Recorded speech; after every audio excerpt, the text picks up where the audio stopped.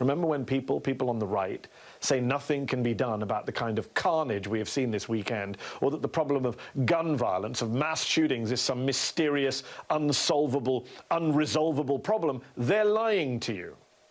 This isn't about mental health, which every other country has problems with. It isn't drugs, which every other country struggles with. It isn't computer games, which every other country has. It's the guns. It's obviously the guns which we lead the world in. We're #1 in terms of civilian gun ownership per capita. War-torn Yemen comes a distant second. We're the only country in the world where the number of civilian guns is higher than the number of civilians living in that country.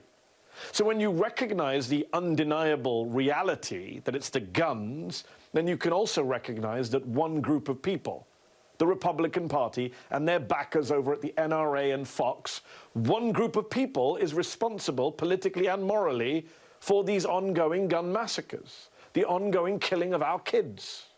Let's stop saying Congress must act and start saying the Republican Party must act. Let's stop treating the GOP as the party of law and order and treat them more accurately as the party of gun violence, of school shootings, of mall massacres. And let's work to ban assault weapons right now. For God's sake, ban the damn AR-15.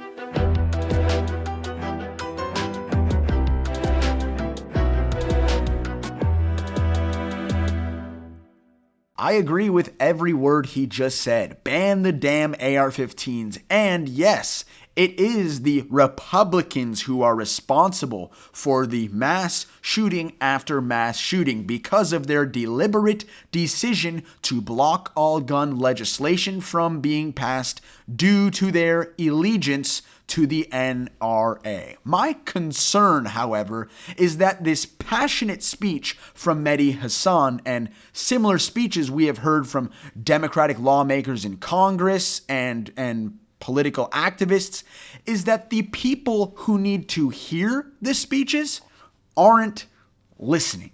The voters who we need for them to understand that if they want these school shootings to stop, they have to stop voting for the Republicans, think MSNBC is quote-unquote fake news. So I guess the only way through this problem, or the only way to solve this problem, is by showing up in massive numbers to vote in 2024. However, we ran on this message in 2022. If you remember, in Texas, after Uvalde, Beto O'Rourke got smoked by Greg Abbott, and even Uvalde County voted for Greg Abbott in overwhelming numbers. Look, I am optimistic about the national election, and I'm optimistic that the Democrats will win the Senate and the House. But what about these states like Texas, where you have millions of people who are being held hostage by Greg Abbott, by Ted Cruz, by John Cornyn?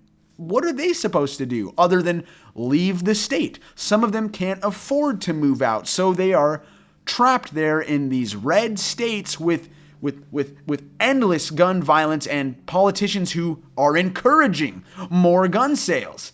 So I guess I feel bad for them. I hope we can do something about it in 2024. Maybe these recent events in Texas will wake voters up. I hope it will. It should. So we'll keep covering it and make sure that it does.